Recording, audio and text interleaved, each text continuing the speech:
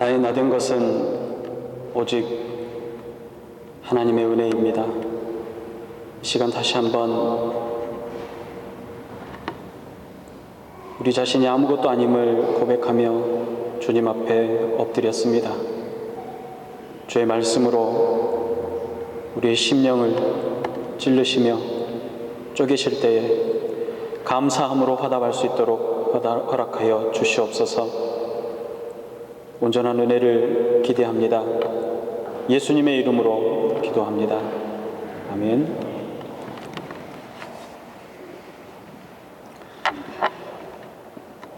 우리에게 일어나는 여러 가지 사고들을 보면 작은 사고들에서도 그렇지만 큰 사고의 원인을 규명하는 과정에서 사고의 원인이 의외로 아주 작은 곳에서부터 시작이 되었음을 볼 수가 있습니다. 1994년도 서울의 한강에서 성수대교가 무너졌습니다.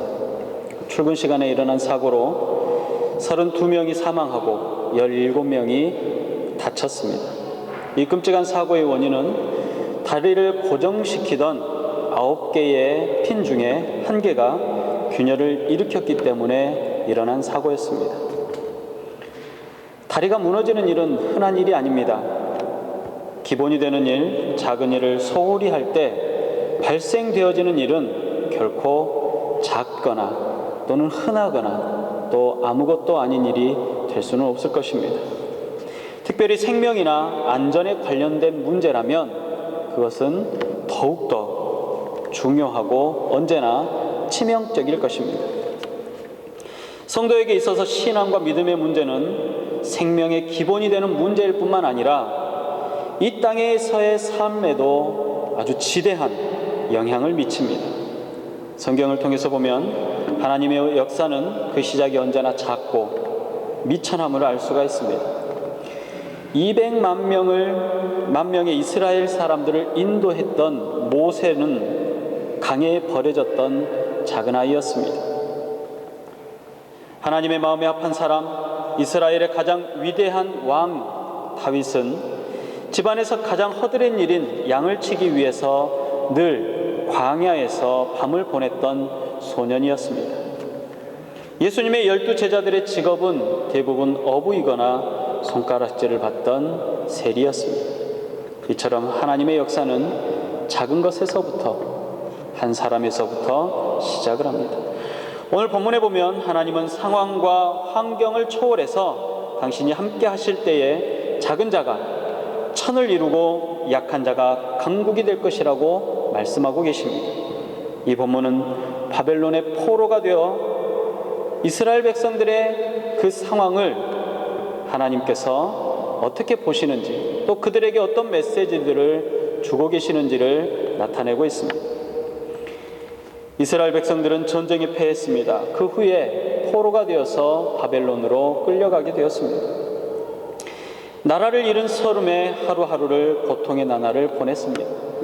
그런 그들은 하나님께서 우리를 그냥 이대로 버려두시지 아니하실 것이라는 확신을 가지고 있었습니다. 반드시 구원하실 것이다 라는 믿음 안에 하루하루를 보냈습니다. 그러나 그들이 가지고 있었던 희망의 날, 구원의 날은 아무리 기다려도 오지 않았습니다.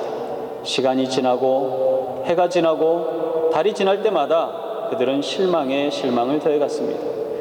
결국 그들의 실망은 이사야 40장에 보면 얼마나 크게 낙담하고 낙심했는지로 표현하면 잘 알 수가 있습니다. 27절에 보면 40장 27절은 이렇게 말합니다. 야곱아 내가 어찌하여 말하여 이스라엘아 내가 어찌하여 이르기를 내 사정은 여호와께 숨겨졌으며 원통한 것은 내 하나님에게서 수리하심을 받지 못한다 하느냐 그랬습니다. 하나님께서 예루살렘을 회복시키시고 다시 옛날의 영광 가운데로 인도하실 것이라는 믿음과 기대 가운데 지금까지 있었는데 정작 그날은 다가오지 않고 지치고 피곤해서 이제는 하나님을 도리어 원망하게 되었다는 것입니다. 이렇게 낙심하고 있는 이스라엘 백성들에게 하나님께서 희망의 메시지를 주시고 계십니다. 바로 그 말씀이 이사야 60장의 말씀입니다. 하나님께서 저들을 다시 구원으로 돌이켜서 다시 시온의 영광의 빛을 발하게 하시고 이방을 구원하는 통로로 사용하시겠다라는 말씀이 오늘 본문의 말씀입니다. 본문 22절에 보면 그 작은 자가 1000명을 이루고 그 약한 자가 강국을 이룰 것이라 때가 되면 나 여호와가 속히 이루리라 라고 말씀합니다. 이것은 하나님의 법칙입니다. 작은 것을 통해서 큰 것을 이루는 것, 이것은 우리가 늘 성경에서 보는 것과 같은 하나님의 법칙입니다. 성경에는 몇 가지 특별한 법칙들이 있습니다. 사람들이 생각할 때는 전혀 그럴 수 없을 것 같은 법칙들, 전혀 이해가 가지 않는 그런 법칙들이 성경에는 있습니다. 그것들은 때로는 사람의 생각을 무너뜨리기도 하고 사람의 마음을 무너뜨리기도 하고 혹은 모든 인류의 역사를 뒤집어 놓기도 합니다. 그 법칙 중에 하나는 이것입니다. 높아지려고 하는 자는 낮아지고 낮아지고자 하는 자는 높아지는 법칙입니다. 다른 말로 말하면 섬김을 받고자 하는 자는 도리어 섬기는 자가 되고 섬기는 자는 섬김을 받게 된다는 겸손에 대한 또는 하나님의 권위에 순종하는 법칙입니다. 이 법칙을 예수님의 삶을 통해서 우리는 더 자세히 볼 수 있습니다. 또 하나의 법칙은 이것입니다. 먼저 된 자가 나중되고 나중된 자가 먼저 될 수 있는 법칙입니다. 믿음의 선배나 믿음의 후배가 따로 없을 때 우리는 늘 이 법칙을 이야기하곤 합니다. 그리고 또 하나는 하나님의 나라는 작고 미약한 가운데 시작해서 큰 나라를 이룬다는 것입니다. 사람들은 가능한 한 무슨 일이든지 크게 시작하는 것을 원합니다. 자본만 있으면, 능력만 되면 크게 시작하고자 하는 마음이 있습니다. 그러나 하나님의 나라는 정반대의 법칙이 더 우세한 것을 알 수 있습니다. 특별히 하나님의 나라의 시작은 작은 것에서부터 시작이 되어집니다. 예수님께서 하나님의 나라의 모습을 비유로 말씀하실 때 겨자씨의 비유로 말씀하셨습니다. 예수님께서는 하나님의 나라의 모습을 겨자씨의 모습으로 비유하고 마태복음 13장을 이렇게 말합니다. 천국은 마치 겨자씨 한 알과 같다고 말씀하셨습니다. 그 조그마한 겨자씨 한 알이 땅에 떨어져서 그 씨가 싹이 나고 자라면 큰 나무가 되어질 것이고 그 큰 나무에 새들이 와서 자기의 보금자리를 들고 깃들게 될 것이라는 것입니다. 마치 하나님의 나라는 이 겨자씨 한 알과 같이 시작되어지지만 싹이 나고 가지가 생겨나면서 큰 나무를 이루게 될 것이라는 것입니다. 하나님의 구원은 온 우주를 회복시키시는 원대한 구원의 역사입니다. 그 계획을 이루실 때에 이스라엘의 공동체, 이스라엘 백성들을 택하신 모습을 보면 하나님의 법칙, 하나님의 계획하심이 어떠한지를 우리는 보다 분명하게 알 수가 있습니다. 여러분, 이스라엘이 번창해졌을 때 하나님께서 그들을 선택하셨습니까? 아닙니다. 하나님은 아브라함 한 사람을 택하셨습니다. 갈대아 우르의 수많은 사람 중에 우상을 만드는 집 아들, 그를 택하셨던 것입니다. 그를 택하셨을 때 나이가 70세였습니다. 가나안으로 인도하시면서 하나님의 구원 계획을 알려주셨고 그를 통하여서 큰 민족을 이루겠다라고 말씀하셨던 것입니다. 창세기 12장 2절과 3절은 이렇게 얘기합니다. 내가 너로 큰 민족을 이루고 내게 복을 주어 내 이름을 창대케 하리니 너는 복의 근원이 될지라. 너를 축복하는 자에게 내가 복을 내리고 너를 저주하는 자에게 내가 저주하리니 땅의 모든 족속이 너를 인하여 복을 얻을 것이니라 하시니라 그랬습니다. 예수님께서도 사역을 시작하실 때 사역을 도울 수 있을 만한, 예수님의 사역을 계속 이어갈 만한 사람들을 선택하셨습니다.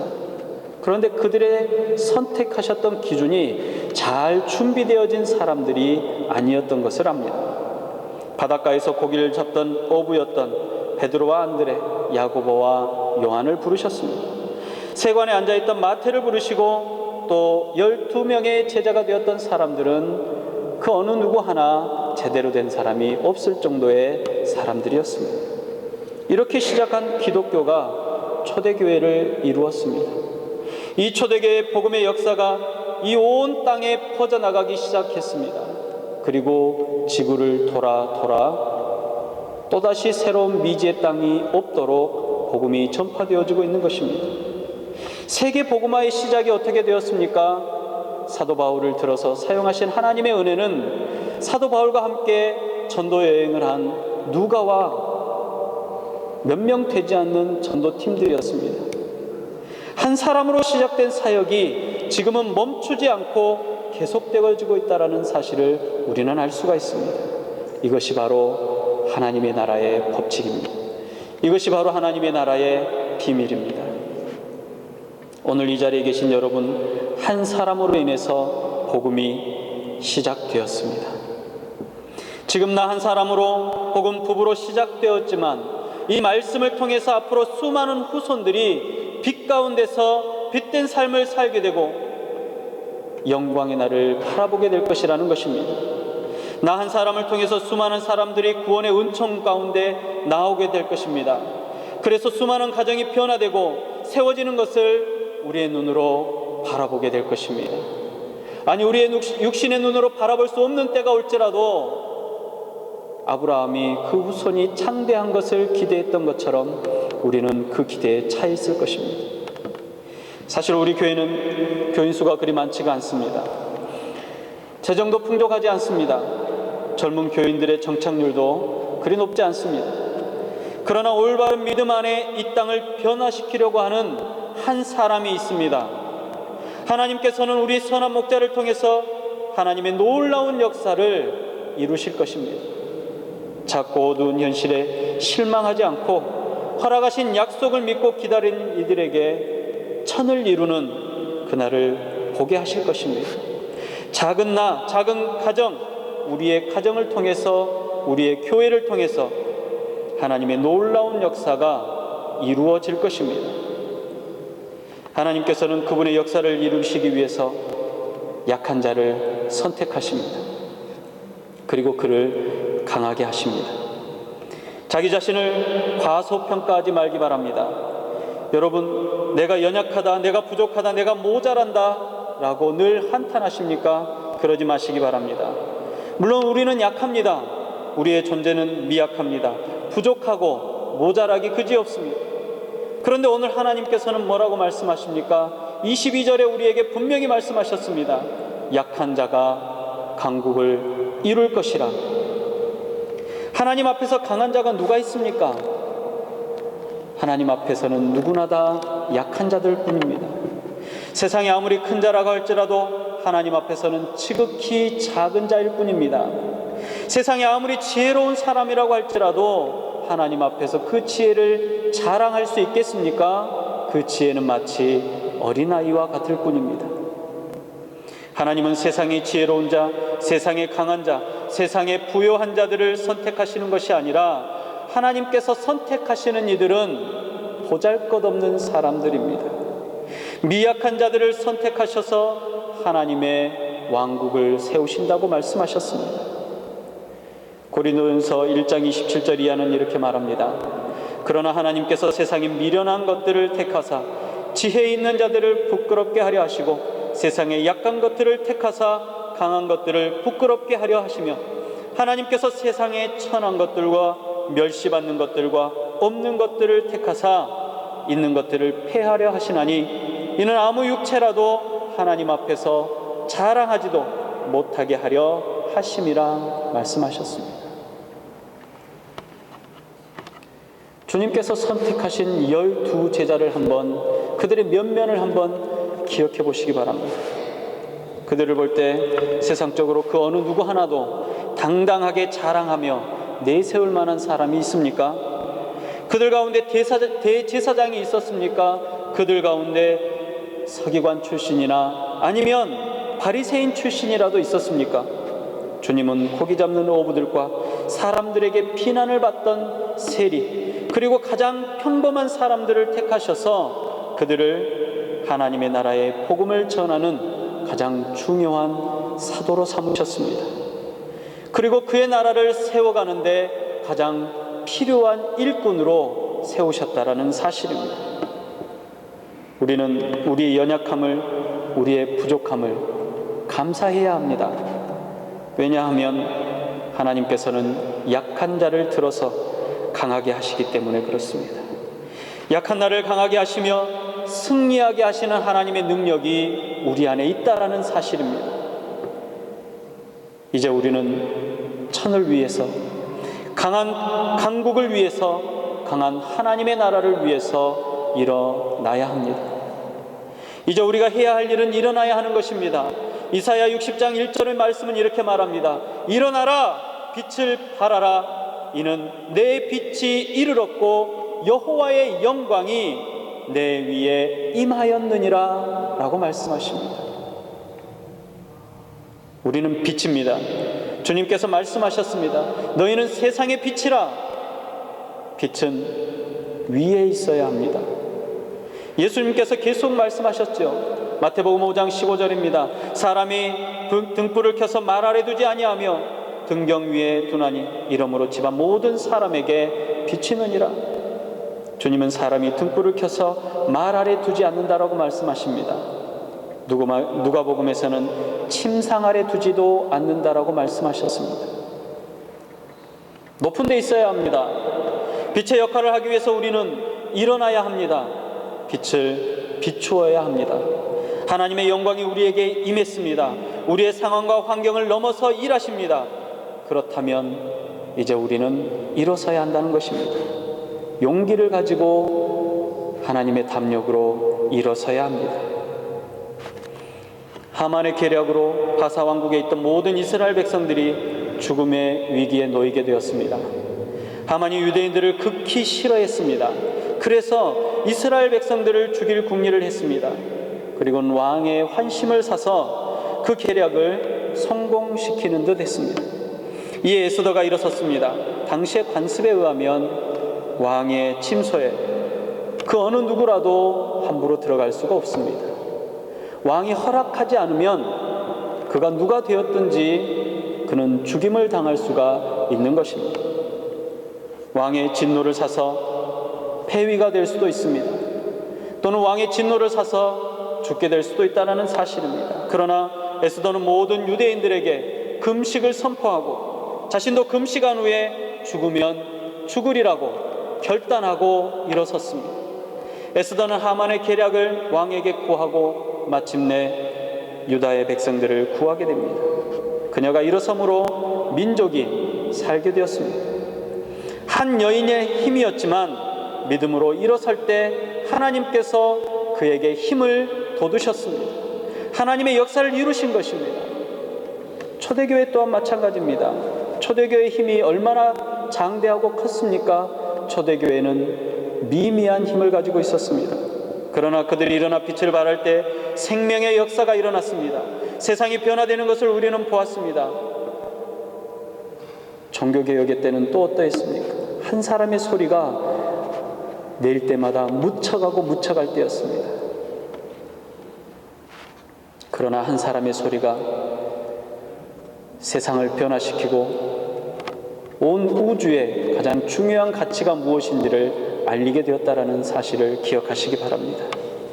일어나시기 바랍니다. 여러분의 마음을 일으키시기 바랍니다. 어떤 일이 있든지 그 일이 하나님의 선한 뜻을 이루는 일이라면, 그 확신이 있다면 환경이나 물질이나 그 도움의 어떤 도울 자들에 상관없이 일어나시기 바랍니다. 하나님께서는 여러분을 품으시고 여러분들을 통해서 큰 일을 이루실 것입니다. 열심을 품으시기 바랍니다. 죽으면 죽으리라는 각오로 일어나시기 바랍니다. 우리의 눈은 늘 좋은 것, 큰 것, 훌륭한 것에 우리의 눈을 빼앗기기 쉽습니다. 그러나 우리의 눈이 보이는 것들은 어떻습니까? 우리의 모습들은 어떻습니까? 우리는 작고 미약합니다. 왜소하기만 합니다. 그래서 우리 주님은 우리에게 믿음의 눈으로 바라보라고 말씀하십니다. 이제 우리는 믿음의 눈으로 세상을 바라보아야 합니다. 우리 앞에 펼쳐질 하나님의 놀라운 역사를 기대하시기 바랍니다. 내 시작은 미약하나 내 나중은 심히 창대하리라는 말씀을 기억하시기 바랍니다. 우리가 하나님만 붙잡고 하나님의 계획과 하나님의 뜻대로 살아간다면 천을 이루는 여러분의 삶이 큰 강국을 이루는 여러분의 인생이 되실 것입니다. 그리고 때가 되었을 때에 하나님은 그 모든 일들을 이루실 것입니다. 본문의 22절에 보면 때가 되면 나 여호와가 속히 이루리라 라고 말씀하십니다. 하나님의 때가 있습니다. 오늘의 말씀을 통해서 하나님께서는 반드시 여러분들에게 하나님의 때를 주시고 역사하실 것입니다. 또 내일을 통해서 하나님께서 이루실 역사를 여러분들에게 비전으로 보여주실 것입니다. 곧 이루어질 역사가 있고 좀 더 멀리 가서 이루어질 역사가 있는 것입니다. 때가 차면 하나님께서 이루실 것입니다. 하나님의 작은 것을 통해서 큰 것이 이루어지는 것을 우리의 삶을 통해서 세상 가운데 보여줄 것입니다. 하나님의 약속을 의지하고 일어선 한 사람을 통해서 세상은 변화됩니다. 그 약속의 비전을 바라보고 실망하지 않고 소망을 갖는 한 사람을 통해서 그 가정과 산업과 사업이 천을 이루고 강국을 이룰 것입니다. 올바른 믿음 안에 우뚝 선 한 사람의 성도가 선한 목자 교회의 성장과 세상을 향한 그리스도의 빛을 발하게 될 것입니다. 바로 그 한 사람이 여러분이 되시기를 바랍니다. 하나님의 법칙을 증거하는 한 사람이 오늘 이 말씀에 응답하며 다짐하며 하나님 앞에 선 여러분이 되시기를 주님의 이름으로 축복합니다. 기도하겠습니다.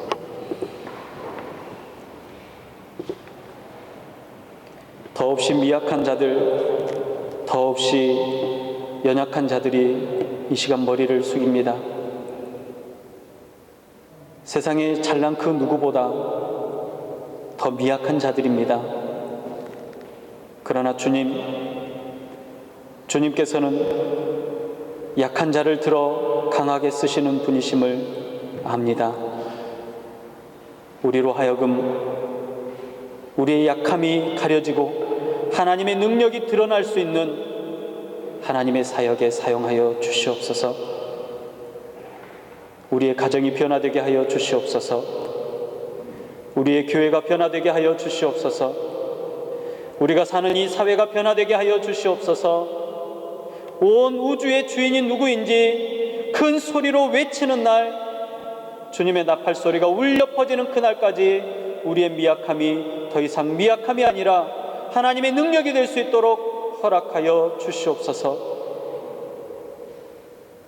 주님의 날을 바라보기를 원합니다. 천을 이루는 날, 강국을 이루는 날, 모두가 함께 기뻐하며 즐거워할 수 있도록 허락하여 주시옵소서. 담대한 믿음으로 일어서기를 원하는 주의 백성들에게 힘을 주시옵시고 능력을 주시옵시고 담력을 허락하여 주시옵소서. 그마저도 연약하고 미약하여서 못하는 성도들이 있습니까? 일어설 수 있도록 아버지 하나님 힘과 용기를 허락하여 주시옵시고 하나님의 비전을 바라보며 큰 담력을 얻도록 허락하여 주시옵소서. 주시는 은혜 감사드립니다. 예수님의 이름으로 기도드리옵나이다. 아멘.